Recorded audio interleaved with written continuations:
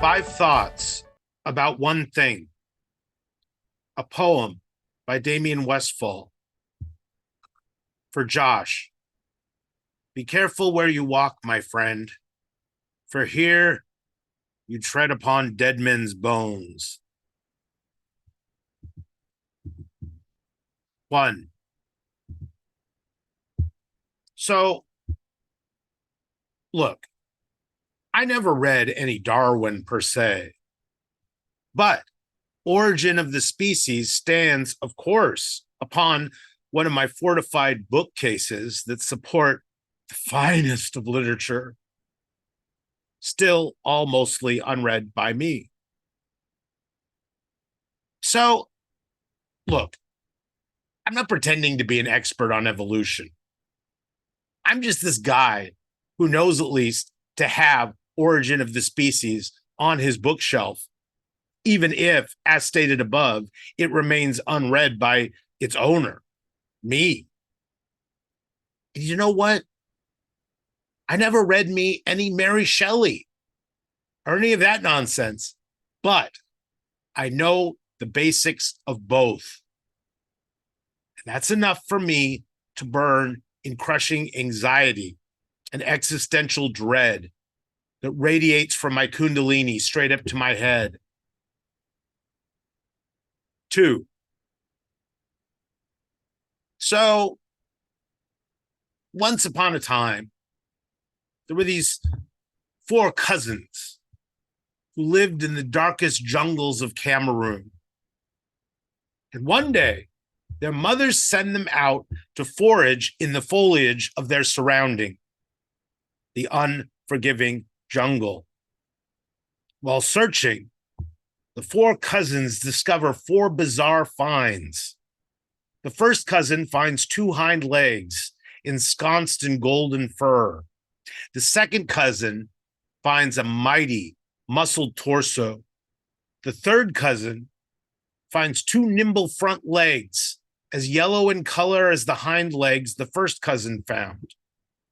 Finally, the fourth cousin finds a head with an enormous mane.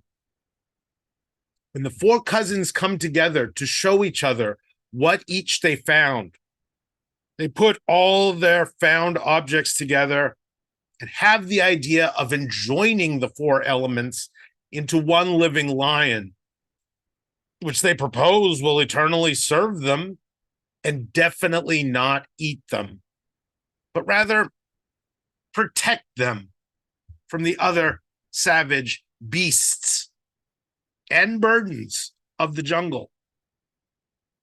And so they took what each cousin found and they joined them together. And suddenly, there before them stood a living lion. And they were amazed at what they'd accomplished and were so excited to now possess a lion that will serve only them. The lion takes one look at the four cousins and leaps and lunges. And in seconds, he's killed and eaten his four collaborative creators. The lion pads off, ready to kill as many humans as he can manage, which is a lot.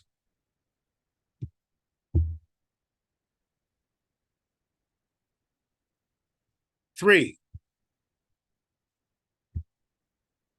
At a certain point, we must ask the question, is soul transference possible? And what's more, is the soul containable in a non-organic receptacle? Can that which the surgeon's scalpel can't touch be freed from its physical organic container? Will bodies always be needed? Are we the Titans? Did we invent God when we invented the microchip? And while we're at it, this too. There's something very odd and very fishy about dreams. You can't tell me they're only shadows or cognition or cerebral processing. I know that in some way they're real. They are there. 4, I once met Satan at an Escondido AA meeting at an Alano club in a strip mall on a side street, which I can't remember now. Don't think me cliche or unimaginative when I tell you he was dressed in black. The man in a long black coat. He was average in appearance, 35 or 40 years old, with shaggy, dead black hair and chipped black fingernails. I smoked a cigarette as he talked of his true passion, arson. He liked burning down churches and the homes of large families. About 3 minutes into his monologue, I knew I'd been targeted and that he was grooming me for something. The climax of our brief encounter slapped me in the face as he opened his long black coat from where he grabbed a bottle of Maker's Mark. He smiled at me as if trapping me in checkmate. But he didn't know one thing. What he didn't know was that I wasn't a drunk. No, I hated booze and never drank it. No, I was there because I was a drug addict. And so his attempted temptation fell on deaf, non-existent desires. And I remember looking into his ashen face when he realized I was unqualified to participate in his infernal farce due to my apathy for booze. I watched his face collapse into utter despair.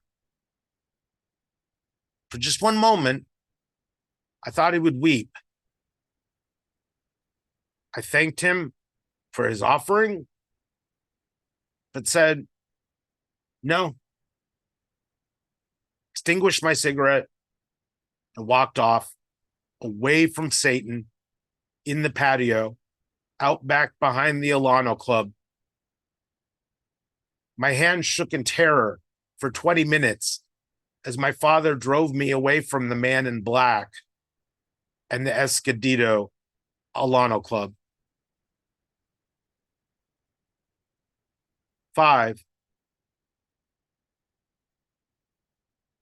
my aunt just died. I literally heard it right now as I write this poem.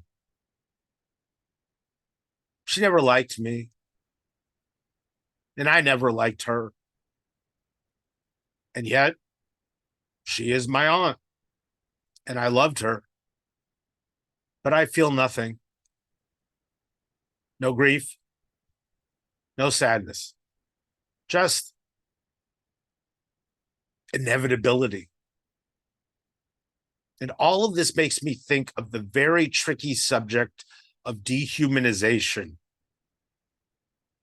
And at that point, if and when you find yourself there, it's good night, Irene, buddy. Because though we would never openly or consciously admit that we'd even allow the thought to enter, let alone cross our minds, the fact that the next question after what about dehumanization is dehumanization so bad? And or would it be a welcome relief that would make our existences so much easier? But whoa there, young man.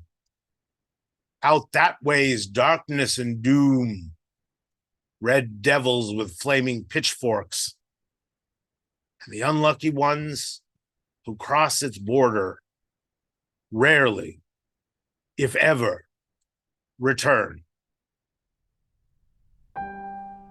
Thank you.